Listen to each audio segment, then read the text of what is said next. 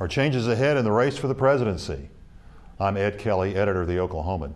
With me from Washington is Chris Castile, chief of the Oklahoman's Washington Bureau, and Mark Green, national editorial writer for the Oklahoman. Both men are frequent contributors here on News OK TV. Okay guys, on paper what happened last night appears to be a split decision, to use a boxing term. Obama wins in North Carolina as expected, and Hillary Clinton wins in Indiana as expected. But is it really more than that?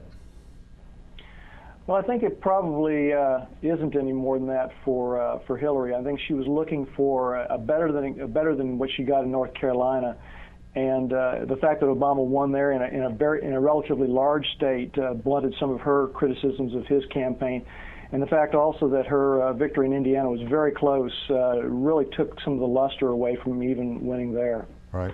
Right.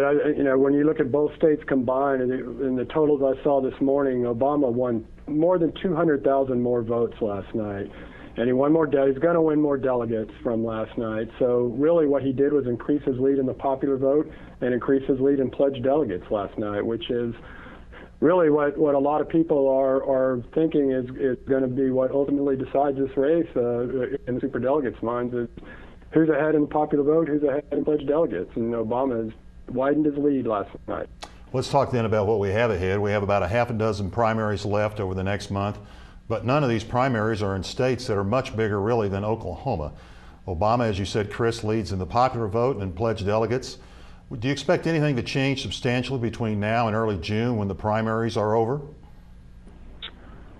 It's hard to see anything that could change substantially in terms of the popular vote and the delegate counts in these, like a half dozen states in Puerto Rico that are voting. I mean, if something were to happen, like Senator Clinton were to win every single state, if there's some sweep of some sort, I think that would, by either one, that would probably give some superdelegates some pause. But in terms of just the way the popular vote and the delegates are likely to be allocated from those states, it's hard to see anything changing substantially. Right. Yeah, I think she'd have to win something like 70% of the vote in these states to make any kind of a delegate dent in Obama.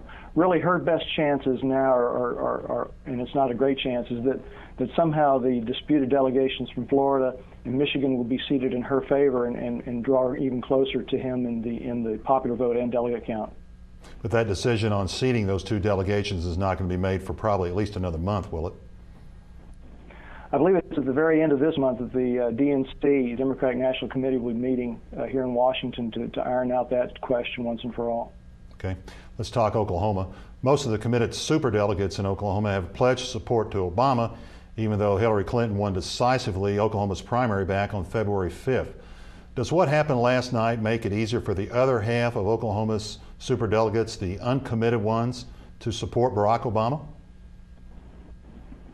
Well, I'm not sure what they have to consider. I mean, it seems to me that what a superdelegate has to consider here, with Obama so far ahead in popular vote and delegates, is what happens if you essentially take that nomination away from him, and a nomination that it appears he's a lot closer to earning through the rules that the Democrats set out at the beginning. And you have to think that there would just be huge repercussions, especially among black voters, some of the new voters that have been brought into this process. So I'm not sure it makes it any easier for a guy like Congressman Dan Boren, who's still uncommitted, to make a decision based on last night. I mean, his father's already come out for Obama, and the governor Brad Henry has already come out for Obama. Right. That would seemingly have made it easier for him. So I just don't know what he's looking at. But if I were a superdelegate in his position, I would be certainly looking not just at what happened in Oklahoma, but what's happened nationally in the last several months. Right. I think for the superdelegates, they have to look at the fact, as Chris said, that there is a process. There was a process in place, all of these primaries, all of these votes, and for them to now step away from that process and decide on something like electability in the fall against John McCain is just beyond the bounds of what would be acceptable to the vast majority of the Democratic Party. Thanks, gentlemen. Stay here at newsok.com for continuing coverage of presidential election 2008.